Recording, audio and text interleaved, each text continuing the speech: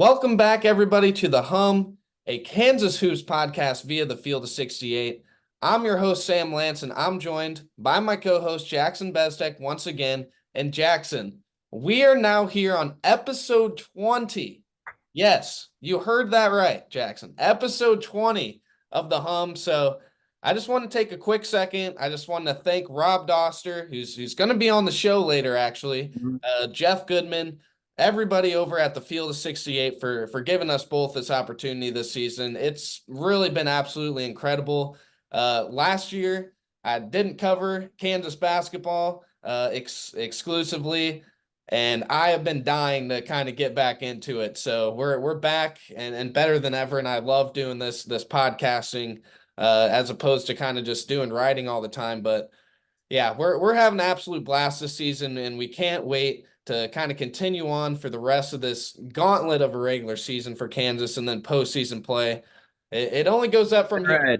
It's been a ride. I've been a KU basketball fan, the biggest in the world, since I was 3 years old. And I've never formally covered them. I've done, segments and covered them for the J School and stuff like that. But this has been literally a dream come true. And hey, Sam, we got a full half of Big 12 conference play to go. We got a Big 12 tournament to go. We got March Madness to go. It's only started.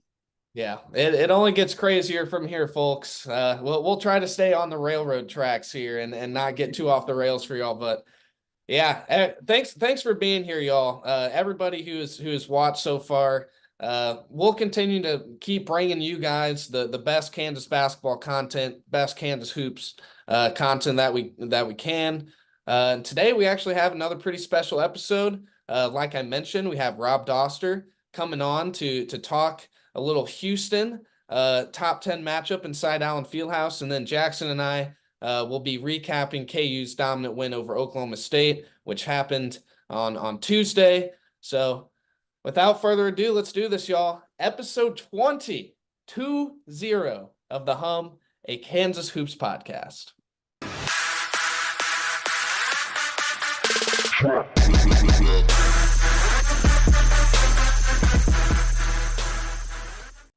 All right, Jackson, let's hop right into this Oklahoma State game. The Jayhawks pretty much boat raced Oklahoma State by nearly 30 points inside Allen Fieldhouse. 83-54 was your final score. And really the story of this game was how well the Jayhawks played without one of its All-American candidates, Kevin McCullough. He was out with a bone bruise in this game. Bill Self, I think, first mentioned that his knee was kind of bothering him a week or so ago. I think it was around the West Virginia game, somewhere around there. But Kevin kind of was just playing through it. But on Tuesday, McCullough sat versus Oklahoma State. And this is what Bill Self had to say post-game about Kevin McCullough. He said, I think that if it was the end of the season, he would have played, but I didn't think it was the right thing to do to play him, and he didn't either. So it was good that he was able to rest it, and we were able to get by with it. I think he'll do whatever he has to do treatment-wise to make sure that he does play Saturday. And structurally, we don't think there's any issues. It's just a bone bruise. That was on the radio, and he added in the post-game presser with all the media that he doesn't expect him to be out a long time, and he probably won't practice Wednesday. They'll kind of see Thursday what's going on, and then hopefully he's back to practice Friday for the Houston game. But anyways, yeah, McCullough was out. Elmarko Jackson gets the start in this one, and he actually played pretty well, Jackson. Yeah, that was a great Elmarko game. He looked comfortable. I think Bill definitely made it a point before the game, like, hey, Kevin's out. Everybody's going to need to step up, and not necessarily in like an intimidating way, but more of a, hey, this is kind of your chance to have more control of the offense. Because the ball, I mean, Kevin, like DeJuan runs the offense, but Kevin is the ball dominant force of this offense. So now you take that out, it gives guys like Elmarko a chance to actually, create with the ball. He had a couple shots made off of the dribble. He made some really nice passes. There was some three ball to go. He got the three ball to go too. And he finally hit a three. Thank goodness. We've been waiting for that. I mean, he's not a shooter, though. That's never been – it's just nice to see him hit shots. It's nice to see him smiling and having fun. And I thought it looked like a blast playing last night from the guys. Now, Marco is actually over 30% now on the season from three, 10 of Ooh. 32, 31%. You said he's not a shooter. I think he can be, Jackson. I really think he can be a pretty good shooter. He was at the AAU level. But yeah, he looked like his high school self a little bit in that Tuesday game. Showed a lot of flashes of that. And we've seen that this season. But man, if El Marco can be, this is what I think he could maybe be for this team is a little Remy Martin-esque coming off the bench. Because Remy, he really didn't get going again until around it was probably the Big 12 tournament, if I recall correctly. Remy truly started getting going and ended up being really a critical piece, knocked down two of the biggest shots in that national championship game.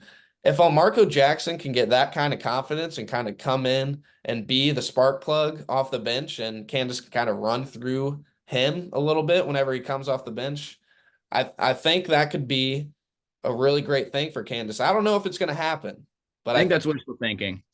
I definitely think that's wishful thinking. He can provide. It's so tough because he's not going to get a ton of minutes in these super big games coming up because unless somebody like Furphy's in foul trouble, if everybody's healthy, Bill's riding with the starters. yeah. So I hope he just carries this confidence forward because even if he does get limited minutes, like you're playing 12 or 14 a game down the stretch, we need a really it's going to need a good 12 or 14 from El Marco. Like he needs to be right coming up. And it's all about confidence with him. He's a freshman. He played really bad when Big 12 play started. So it's good to see him, beat up on a team that we should beat up on. And that's guys like Elmarco Jackson should be the guys playing well in nights like last night. Bill Self said post game that El Marco, he's a good player and he just hasn't probably played the way that he thought he would so far. But he said that the Oklahoma State game was a good step for El Marco Jackson. Really, all these role players kind of showed some flashes in this one. Jamari came in with some confidence, made that 1-3, really played well, but then we got our buddy Timberlake again, Jackson. Once again. Let's get into it. Nick Timberlake. It was a rough game for Nick.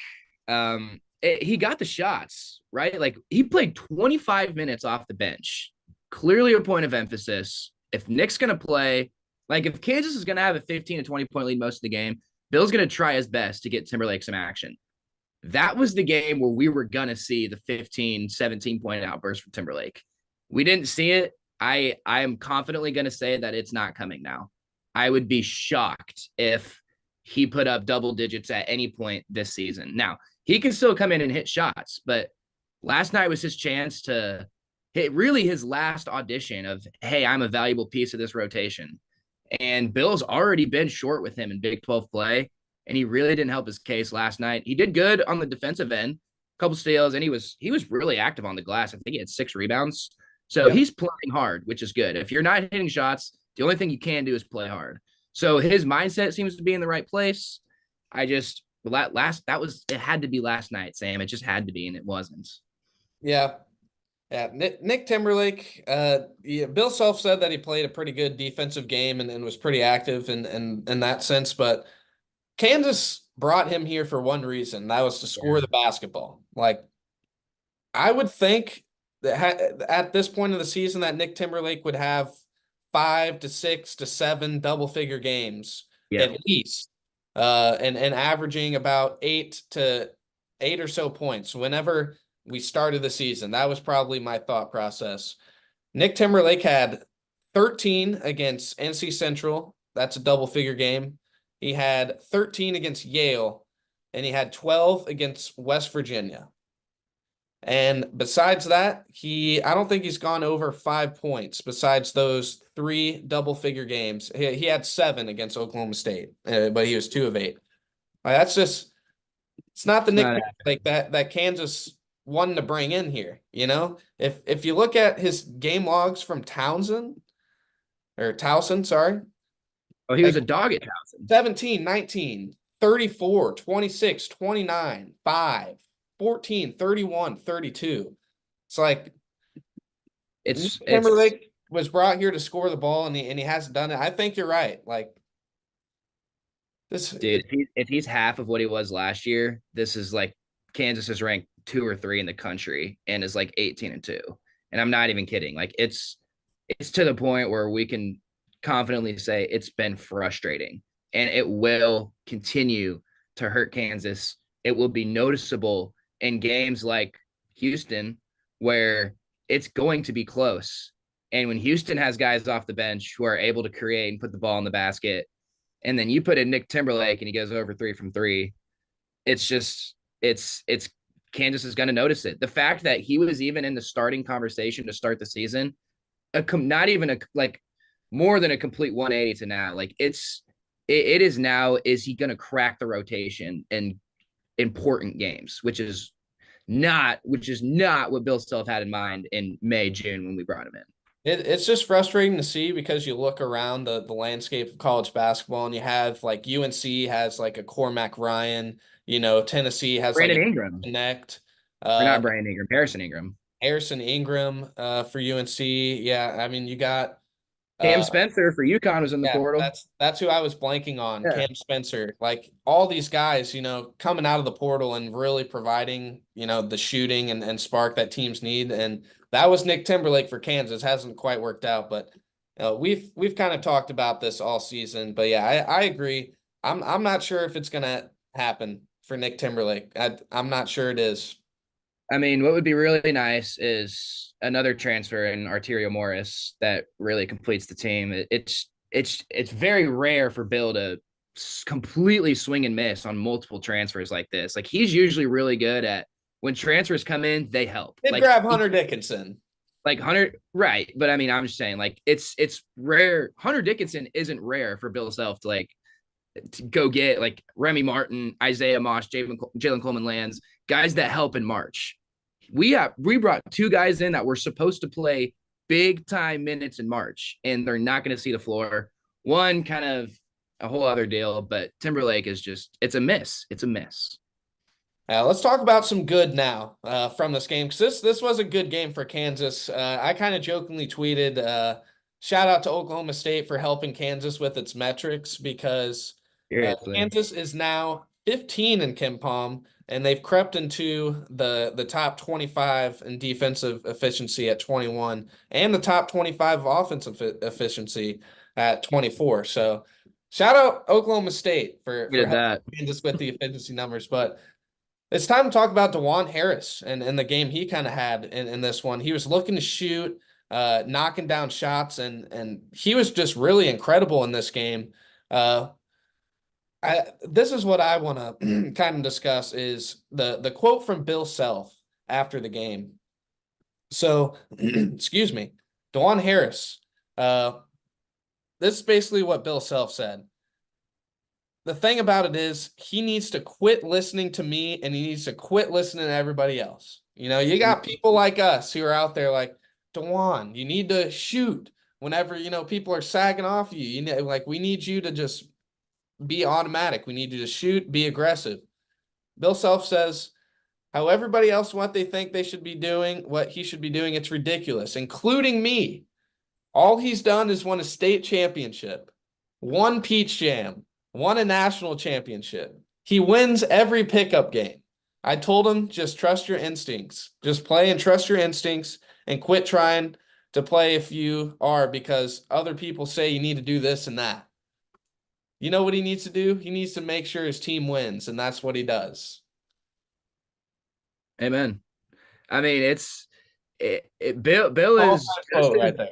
Bill falls victim just like the rest of us. When your point guard is supposed to score more than 6 a game, like that's just how it works. But DeJuan is maybe the most unique player in the country right now. I mean, you look at that Bob Cousy list, all of those guys are 12, 13, 15, 17 a game. DeJuan is sitting there with 7. And nobody is saying boo about him being on that list because everyone knows he damn well deserves to be there. Because he is just the ultimate winner. That's just what he does. And I'm glad Bill said that to him. I don't think Juan really cares about Juan seems like a very like focus, down to earth guy. Like, I'm gonna just play my game. But everybody needs a little reminder sometimes. Like, hey, you're starting point guard for the Kansas Jayhawks for a reason. And it's not because you score the ball. Do your thing, run your game. We go off of you. And he was looking to shoot last night, which was great because, DeJuan always plays within the offense. If the shot is open for him, he's going to take it, especially when McCullough's out. And I just hope he's shooting 44% from three. Like, the only thing we can say now is I hope that stays there and doesn't dip at all. Yeah, I still want him to shoot it more, though, Jackson. I really do. I would love DeJuan to shoot it more. He's a great shooter. He's shooting 44%. Come on, DeJuan. Shoot it a little more. Great shooter. Yeah. Anyways, the rest of the starters in this game, all 5 of them were actually in double figures in this one. Kansas starting group as a whole against Oklahoma State shot 62%, just the starters alone, and that's without Kevin McCullough. It's really kind of crazy how kind of fluent the offense looked without Kevin McCullough, and he's kind of been turning the ball over a little bit lately. So Kansas took care of the ball pretty well too in this game, but really, Johnny Furphy, want to touch on him again. He's continued his hot streak. He's now 5 straight games in double figures. The only game since it started that he hasn't scored in double figures was Oklahoma, and that was the game that he didn't play starter minutes. He played 19 minutes, and he was pretty gassed in that game. But since then, Johnny Furphy, man, we can't say enough about this guy because I really do think that Johnny Furphy has changed the outlook of Kansas season single-handedly. 100%. To touch on your point that the offense was smooth still, obviously Kansas is better with Kevin McCullough. Obviously, I don't even have to say that. But he is kind of a ball stopper sometimes to where when he does end up going ISO or going at the rim, it turns into everybody standing around and staring unless KJ is making a back cut or something. So now you remove that from the equation. It doesn't necessarily mean your offense is going to get worse. It just means the other guys have to do more. And a guy like Johnny Furphy, who's been just waiting, right? And he gets the start. And now he's finally shooting 6 threes a game, 7 threes a game. And even last night, I think he only shot 7 times. But the way he was just moving in the offense, he didn't necessarily take McCullough's spot, but that was the position he played, was that kind of wing, kind of initiator. And I thought he was really good. He is so talented, Sam. He just looks really really good with the ball. I don't even know how to describe it. He just looks smooth, man. He just does. And it just gets better. How to play, Jackson. I'm telling you this. High IQ. I don't know what they're teaching basketball differently over there in Europe, but I feel like they are miles ahead of us in just terms of teaching the game at a young age. I feel like every time one of those dudes comes over here, it's they just have such a good feel for the game. It's crazy. It's crazy. Johnny Furphy, he's been incredible. I think he's really taken about a week or 2 ago, before Kansas made this move, I was really doubting if Kansas could make a Final Four. I'll be honest. I was really man, I don't know if I see it this year. And Johnny Furphy has given me the vision again. So, yeah, Johnny was great again against Oklahoma State. That's pretty much all we have for this Oklahoma State game. Like we said, all starters in double figures. Really, all the shots were kind of dispersed out pretty well. KJ didn't miss one. What's up? KJ didn't miss a shot. 7-7. Yeah, KJ was perfect. 7-7. Tied with Hunt in the lead in points with 16. Hunter Dickinson was 8 of 14. Another day in the office for him. Just a casual double in 28 minutes for him. DeJuan, 12 points. Kansas simply does not lose ball games unless Bill Self isn't coaching. Whenever DeJuan scores 10 plus points. Also had 7 assists.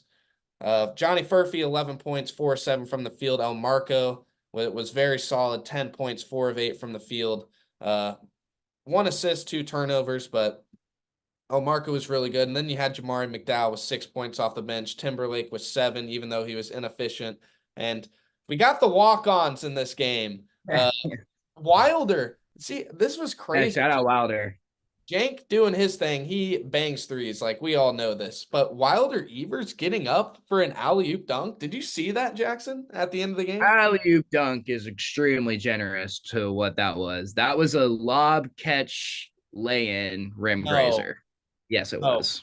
That's what He it was. no. What it was. I don't want He to be would a have hater. thrown that down, but he didn't get a good grip on the ball, so it kind of fell out of his Yeah, hands. that's He was fair. up there. He was up there, Jackson.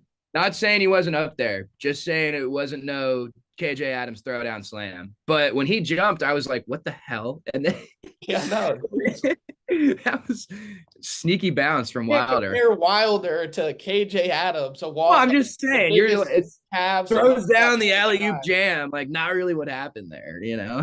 You But know that what? was sneaky I'm athleticism. I'm calling it an alley-oop jam. Wilder, don't let anybody take this away from you. That was an alley-oop dunk. Okay. Right. He has one alley-oop dunk in his college basketball career. I'll let you have it. I'll let you have it because Wilder is that was awesome. Good job, Wilder. Yeah, really quickly, Jackson and I wanted to touch on this Houston game. Of course, we'll have Rob here in a second to discuss this one, but what a big game, Jackson. Number 4 versus number 8 in Allen Fieldhouse. 6-2 Houston, who's now leading the Big 12 actually, versus 5-3 Kansas in 4th place. I mean, that's pretty simple math. If Kansas gets this win, it's 6-3, 6-3 with Houston, and we're right back in the conference race. It really doesn't get much bigger than this, and this is exactly what we were hoping for when Houston was coming to this conference, that we'd get 2 just absolutely huge games against them. I think it's one of the more must-win games in Allen Fieldhouse in a while. I mean, obviously, every senior day when the conference is by one game, obviously, like that counts as a must-win. You're trying to go for a championship, but I can't think of a mid-regular season game that mattered for the Big 12 standings as much as this one does. Because if Houston wins this, they're going to dominate the rest of the season, dominate the conference. It'll be over.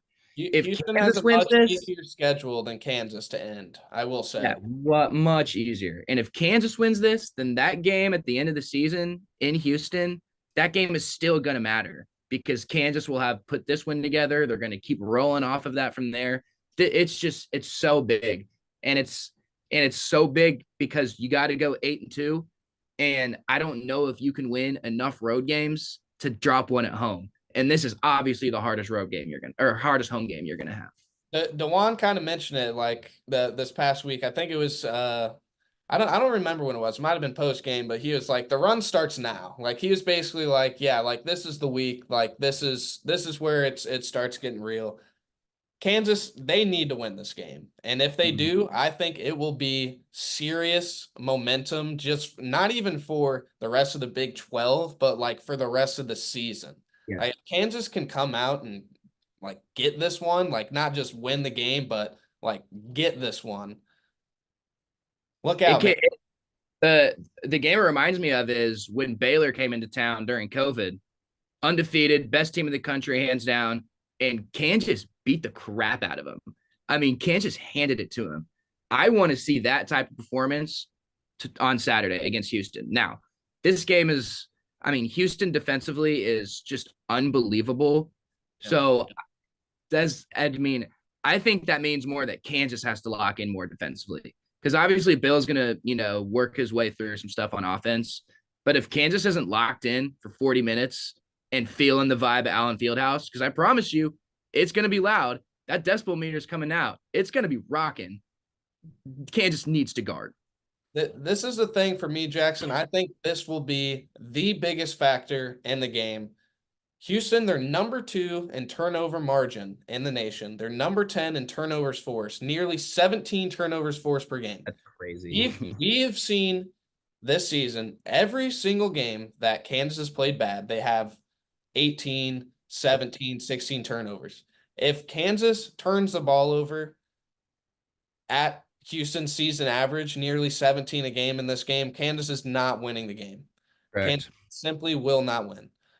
Kansas needs to be like honestly like under 12, like 12 and under. If you want to 10 win, like guaranteed, but it's going to be hard. Like Houston, they got 3 little guys running around at you, and then They play small, they switch like this. It's going to be a tough game, but I have faith. Kansas #1 in assists per game still in the nation, #4 in field goal percentage, number 15 in effective field goal percentage, number 48 in fast break points. Like the Jayhawks, I mean is this Kansas offense legit game too? I think Oh, because totally, dude. Totally.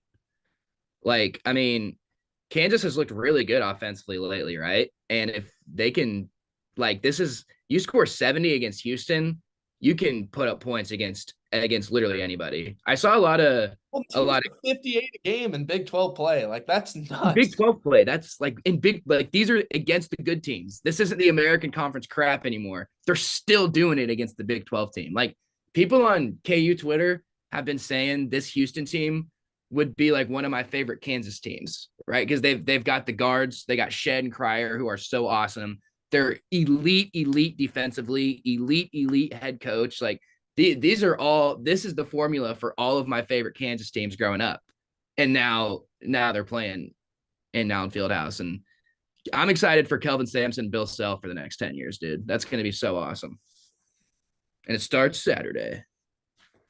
All right, y'all. That's all we have for this opening part. We will be with Rob here in a second. I actually just wanted to say this really fast. You talked that this would be one of Kansas's favorite teams. So Houston this year, their defensive efficiency is at 84.5, right? Yeah. Really good, like elite. Like that's an elite Under defensive. 90 is elite. So that's even beyond like elite. The Kansas team, the from 1920, which I think is probably the best team that Kansas has had under Bill Self, and in my God. mind, just So, lock you down defensively. Absolutely insane. Their defensive efficiency was 85.5. So actually 1 point higher than what Houston's is right now. That just tells you like a little bit of comparison, just how yep. good this Houston defense is. Think the 1920 Kansas Jayhawks, because that it pretty much lines up to exactly that. Yep. It's going to be a freaking battle. I can see the game being 53-51 or 83-76. Like nothing is going to surprise me. If Kansas wins by 15, I think a lot of people would be surprised. I don't think we would, because this offense has been cooking lately, and you keep the turnovers low, like you said, you got a real shot. But Houston could win by 20, and I wouldn't be surprised either. Yeah. Who knows what's going to happen? I know for sure, though, that Jackson and I are going to be in Allen Fieldhouse, and it's going to be an absolute madhouse. We'll be going crazy. It's going to be a good game. It's going to be, I think it's going to be up there with UConn in terms of atmosphere this year. And that UConn game was special, like very, very special in terms of atmosphere. But all right, y'all. We'll see you guys with Rob talking some more Houston after the break. As you guys know by now, we've partnered with BetMGM Sportsbook for this college basketball season. We're going to be using BetMGM lines to make all of our picks and predictions throughout the college basketball season. And we are going to have special offers for you, the listeners and the viewers on the Field of 68 each and every week during the season. If you haven't signed up with BetMGM yet, use the bonus code FIELD1500 and you will get up to a $1,500 first bet offer on your first wager on BetMGM Sportsbook. Here's what you got to do.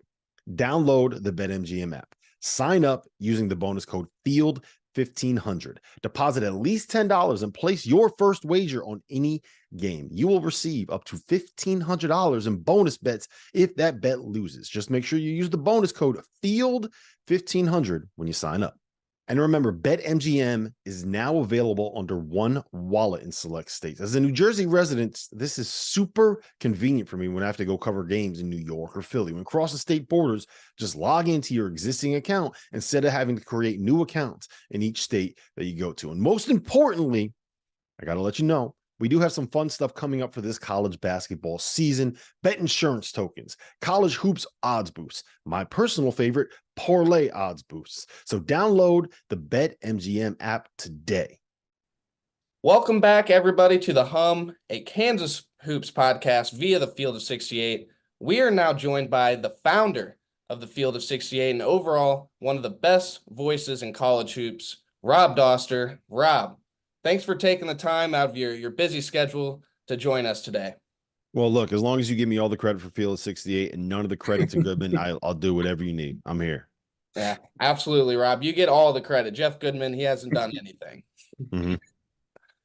Well, all right, Rob. First things first, I've kind of been a big After Dark fan this season, been keeping up with kind of everything college basketball with you guys at night. And if you don't watch After Dark at 11 Eastern, are you really even a college hoops fan? Probably not. So anyways, Rob, right now, nor you or Jeff Goodman sees this team, this Kansas team, as a team capable of cutting down the nets. You didn't have KU on, I believe, is like your recent 8 teams who can win it all. You didn't have Kansas on that list, and Jeff, he hasn't really been high on Kansas all season long. So my question for you, Rob, is why do you guys kind of believe this about this Kansas team, and what do they need to show to close out this Big 12 season to kind of change your mind that they could win the whole thing? I think it's all Jeff Goodman's anti-Bill Self agenda. That's kind of Totally right. right.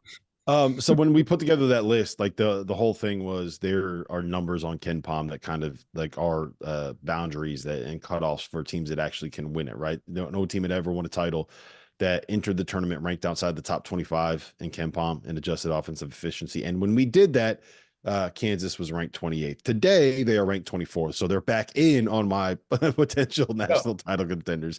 No, like that was just like a fun exercise to do. So the big thing with them is obviously getting Johnny Furphy playing the way that he's playing has been incredibly important for him. He's like averaging like 15 or 16 in the last 6 games, I think it is. Something like that. Like he's making shots, double figures in 6 straight, 5 straight. So getting him going has been really, really important. Getting another shot maker on the floor has been really, really important. He still doesn't really know what he's doing defensively. Like you could see him get lost on some rotations. Part of the reason Kansas wasn't able to execute down the stretch at West Virginia was, Furphy missed a couple of box outs, and it is what it is. But to me, the 2 things that I'm worried about with this team are a complete lack of depth, right? Like I expected Timberlake to be better. I thought Marco Jackson was going to be able to give you a little bit more. And then there's not just a ton of spacing offensively, right? Like I know that McCullough's shooting well. I know DeJuan Harris is shooting well from 3, but those are both guys where when you defend them, when you put together your scouting report, you're basically saying like, we'll live with them beating us with 3s, right? So you could pack the paint, help out on Hunter, help out on drives, and then just kind of say like, look, we'll close out hard and we'll try to contest the shot. And if DeJuan Harris is going to hit 6 threes and beat us, it is what it is. So I think that that's part of it as well. It just kind of bogs them down a little bit on the offensive end. But I will say this, man, Bill Self is probably the best coach in America. DeJuan Harris is the best winner at the point guard spot in America. Kevin McCullough is an All-American this season, and Hunter Dickinson is outside of Zach Edey, the best like seal and score low post big man in the country. And Bill Self is the best at creating offensive sets to be able to get a big guy to seal and score. So, I mean, it's not that they can't win. Like Northwestern just took Purdue to overtime in Mackey Arena last night after beating Purdue at Northwestern.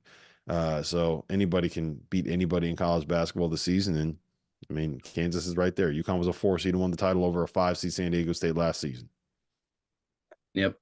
Let's go back to that lineup change that Coach Self made, moving Furphy in the starting lineup, moving 5-star Marco Jackson to the bench. Like you said, just haven't seen it with Marco yet this year. There's been another level that he just hasn't been able to take. But since Furphy has been in the lineup, do you think that this moves the needle forwards for Kansas in terms of competing late in March? I mean, you get another shooter, you get another offensive weapon, right? Like the knock on them is that do they have enough offensive firepower? And now you got a guy that is, what did he make? 4 straight games with at least 3 threes, right? 5 straight games scoring double figures. Like he's a floor spacer. He's long. He's athletic. He's getting on the glass, which is important. But again, he's young. He misses rotations defensively. Like there's a reason why. Like look, the same thing with Marco Jackson. It's Freshmen are not supposed to do what like Reed Shepherd is doing, what Robert Dillingham is doing. To me, the bigger outlier when it comes to the impact that freshmen have had in college basketball this year are those guys. It's not Marco Jack. Like freshmen are supposed to be freshmen. There's a reason why coaches say the best thing about freshmen is they become sophomores, right? Like it's not a surprise to me that a 6'1" kind of combo guard is taking a little time to find his way in the Big 12. Look how good that league is. You know, it's a war every single night. So it's important, like getting Johnny Furphy to the point where he's able to contribute like this and score like this is going to be a game changer for them. Whether that just means they can find a way to win the Big 12 regular season title, whether that means a national championship. I mean, we'll see how that all kind of plays out, but that's what they needed. That's what has happened. And maybe eventually it'll help you win a road game against somebody other than Oklahoma State this season. At some point, you got to do it. You got to get one. Needs to Got be to get done. one more. It doesn't get very easy, Rob. All of our road games to end the season are pretty tough games. But yeah, now we actually kind of wanted to talk some Big 12 hoops with you now, Rob. Specifically, we got Houston coming up on Saturday versus Kansas in the Fog. I had pretty simply the league has been so darn good this year. I mean, I've covered the Big 12 now for about 3 years, and I think the league has been better at the top. But it's never been this deep. This is by far, I think, the deepest the conference has ever been.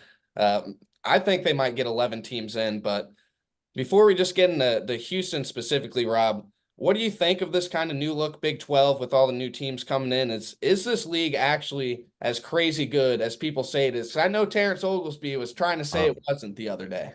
No, so I understand the point that T.O. was trying to make. It's that we haven't seen them, a lot of these teams, we haven't seen them go out in non-conference and just beat up a whole bunch of like really, really good teams, right? Because they didn't really schedule a whole bunch of really, really good teams in non-conference. And to me, the question is, how many of the teams in the Big 12 this year are actual national title contenders? And I think that you would say it's Houston.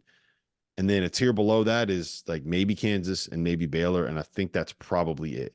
Everyone else is somewhere between, in my mind, and tell me if you guys disagree, somewhere between like a top 20 team and a top 40 team. And there's just a lot of them. And it makes it I'd really, throw really Iowa State maybe in the second tier with them. That's a maybe. That's a maybe. Yeah, I got to see a little, do something more than just beat like teams in At Hilton home. Coliseum. Like Hilton Magic is a thing. Like that's just what they do, is they beat really good. They have 6 wins over top 10 teams. No, 8 wins over top 10 teams in the last 2 seasons. It's just ridiculous what they've been. I think 7 of them came at home. Like that, they just beat good teams and then they lose to bad teams. It's just, I don't know. It's got to be, you're a roller coaster of emotions when you're an Iowa State basketball fan. No, but like I think there's a lot of good teams and they're all just kind of as good as each other. And then they're all just kind of like in that like top 25-ish, top 40-ish kind of a range. But I don't know how much the top of the conference is elite, if that makes sense. So it's going to be, like I said, it's going to be a war every single night. Like that's just what it is in this league. If you look at, I think Cincinnati is the perfect example, right? They haven't really done anything to make you believe that they are great. Yes, they won at BYU. Do we know if BYU is actually any good? Right? They beat TCU in overtime. Are we sure TCU is like actually really good? But they are 1 point game-winning loss at home against Texas. Lost by 3 at Baylor. Lost by 4 in what was essentially a 1-possession game at home against Oklahoma. Lost by 5 in what was like a 1 or 2 possession game the entire game at Kansas. Lost by 4 in what was like a 1 or 2 possession game at West Virginia. So they're like 7 jumpers away from being undefeated in the Big 12 right now. And that's kind of like the edge that you live on when you're in this conference. And I don't think anybody would sit here and say Cincinnati is this barn burner, this great team. Like Wes Miller's should be coach of the year because of what he did. No, like they're a good team that knows how to win games and they're well coached. And I think you see a lot of those in the Big 12. And I just think that I don't want to say that like it's overrated. Like T.O. was just kind of going on his rant because that's what T.O. does.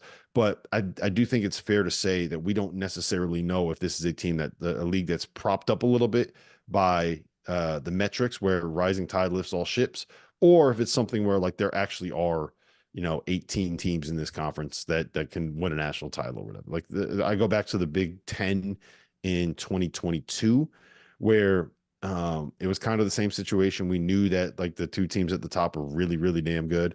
And then everyone else was just okay. And then no one from the Big Ten was able to make a run of the tournament. So we'll see. We'll see. March will tell. March never lies until it lies. March never lies. Let's jump into this Houston game this weekend. Probably the biggest matchup of the day. Top 10 matchup in Allen Fieldhouse. Houston, Kansas. I think Bill Self and Kelvin Sampson, two of the best in the country. We had Fran Fraschilla on the show earlier this year, and he said the exact same thing. He said, those are the two guys I'd want if I'm a guy and I want to learn about coaching. So let's compare and contrast these two, Bill Self, Kelvin Sampson. What do you think their styles? How do they contrast with each other? And why do you think they've been so successful over a large portion of time? Well, Bill Self is just like he's a basketball genius. You know, you want to hear an insane stat. Do you know the last time that Bill Self went into the NCAA tournament without being a top 4 seed? Do you guys know?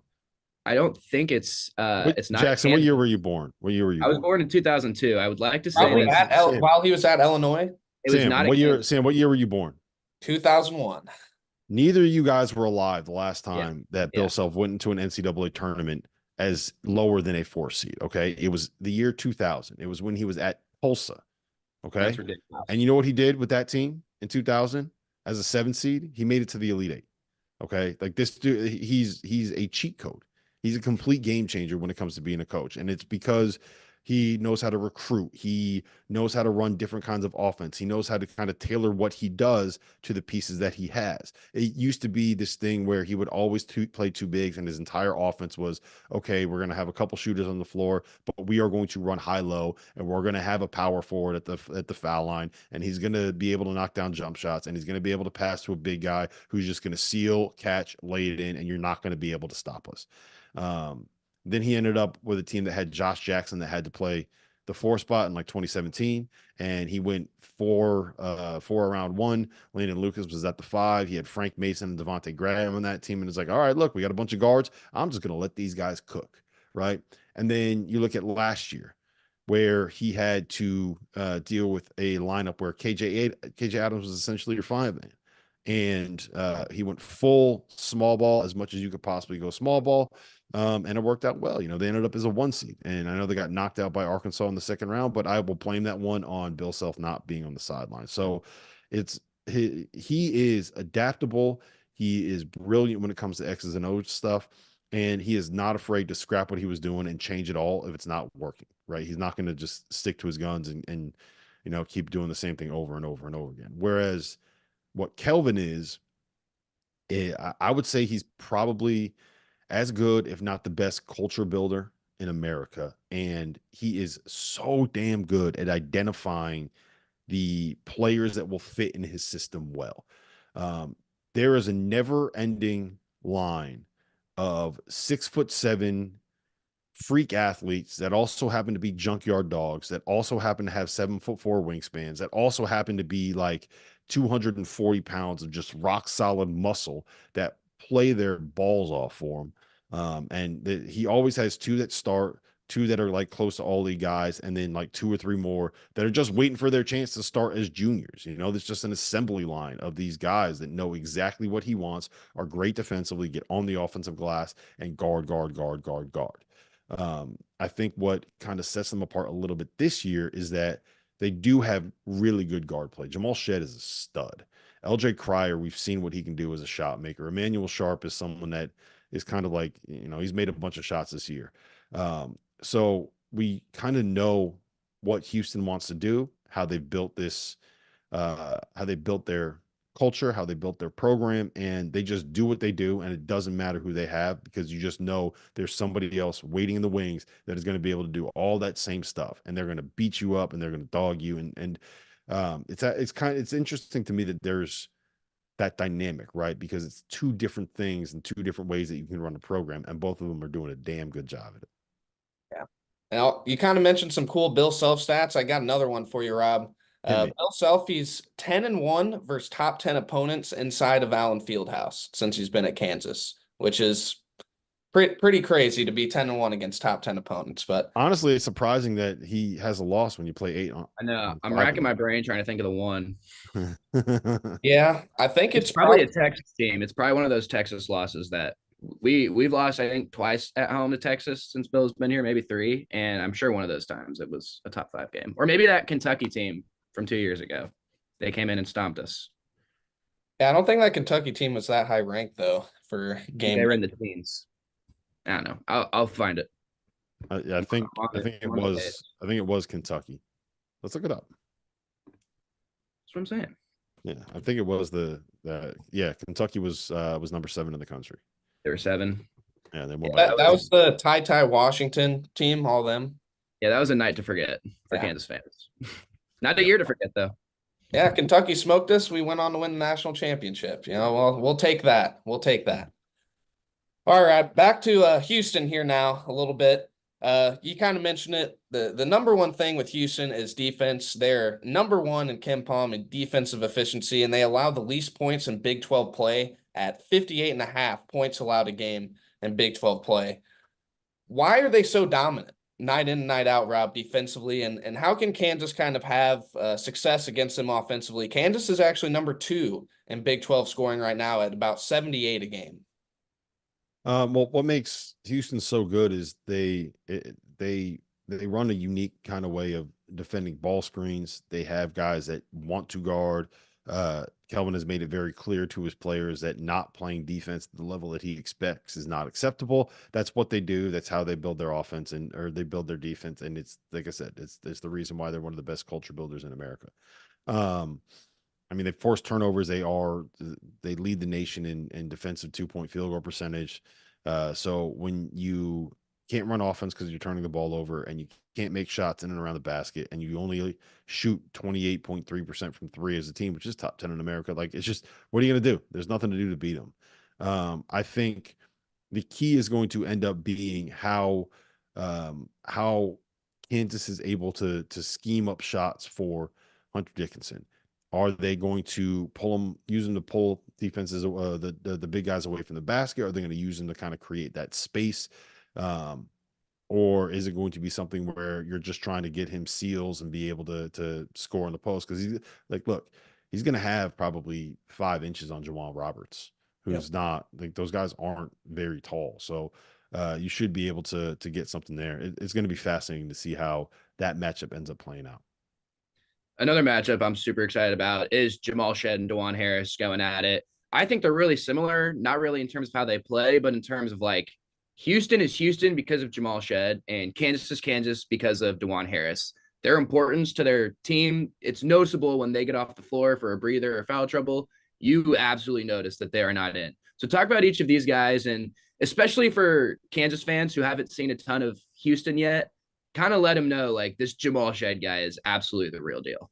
Yeah, I got a text from one Big 12 head coach when we were talking about the Kuzi list and how Braden Smith wasn't on it. And he was like, how do you guys not think Jamal Shead is the best point guard in America? And I don't know. I don't know if I necessarily call him best, but he can make shots. He can play up the bounce. He's a really good passer and creator. That is going to be a fascinating matchup because if there's one thing we know about DeJuan Harris, it's like he is a great on-ball defender and great at kind of locking people up at the point of attack. And how Shed can handle that is going to be something that I think it's going to determine whether or not Houston's able to run offense, right? So that will be fascinating. And he's really, really good. He's so good. Joining Shed in the backcourt is 2 more solid pieces for Houston. They got the Baylor transfer, LJ Cryer, who we've known about now for years and years. And then Emmanuel Sharp kind of coming into his own as a junior for Houston. Can you talk about both of those guys and what they bring to kind of supplement Shed in the backcourt? Yeah, Sharp's a little bit more of like a catch and shoot guy and someone that is going to spend most of his time on the perimeter. He's more of a shooter, I would say, than a scorer, whereas LJ Cryer is a scorer that can really shoot it. But both of those dudes are you can't let them get hot, right? You can't let them get hot. And I think where Kansas will have an advantage is that when Houston plays Shed, Cryer, and Sharp together, you got 3 guys that are all 6'3" or smaller, right? 2 of them are going to be about 6 foot, 6'1". And Kevin McCullough's 6'7", Johnny Furphy's 6'9", right? Like that's going to be something where you have some length advantage there.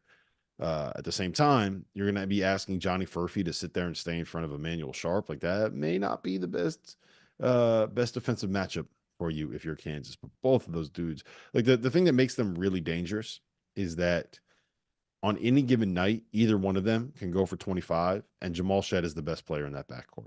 That's not an ideal situation to be walking into. Let's move to the front court now. Francis and Roberts for Houston going against Hunter and KJ for Kansas. What kind of problems do you think that the Houston boys are going to pose to Hunter and KJ, even though, like we talked about, Hunter has the immense size ability, but, Houston being so good defensively, I feel like they're going to find a way to work around that. Well, yeah.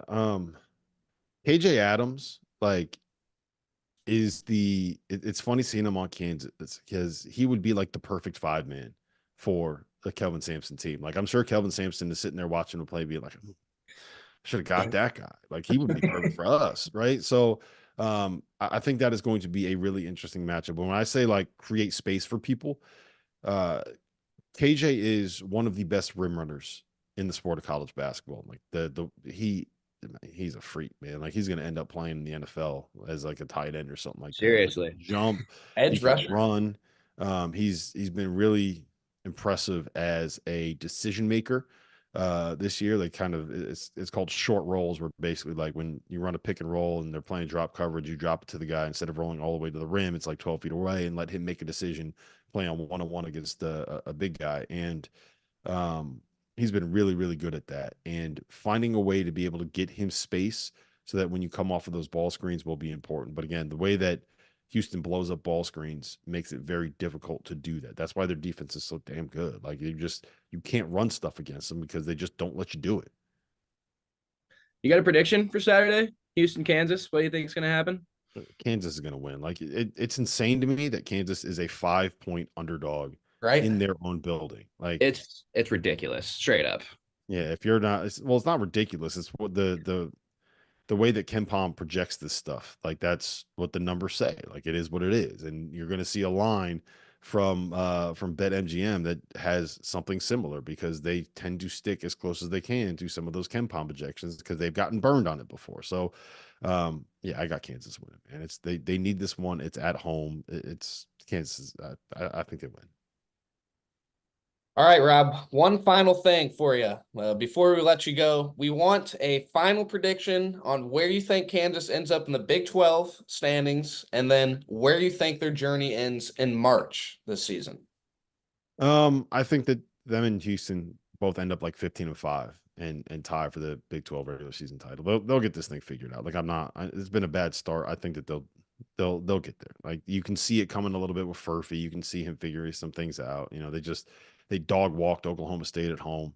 So I think that they'll figure it out. They'll either win it or finish tied atop the standings. And it's all going to come down to me, like, are they going to be able to make enough shots? Is there enough offense there when you get to the tournament? And to me, they're like probably a second weekend team. I don't know if they're going to be able to win 2 games against other like top 12, top 14 competition in the second weekend. But I think if you get to a second weekend, you can sit here and say, like, that was, it was a pretty solid season for Kansas. You get to a Final Four, it was a great season. You get knocked out in the first round of the tournament, well, you probably got a Big 12 title to fall back on. Personally, I plan on going to Phoenix, so I would love to see my Jayhawks there in Phoenix. Mm-hmm. All right, Rob, thank you for joining us on this episode of The Hum. If you guys don't watch After Dark, of course, tune into After Dark. It's at 11 Eastern every single weekday. So and on weekends as well. So make sure you're heading to watch After Dark. Thank you, Rob, again for joining us, and it's all we got for today on The Hum. So we'll see you next time, guys. Thank you, Rob. Thanks, guys. I'm just glad you got me on a day other than the UConn game. So, Amen. All right, fellas. Trap.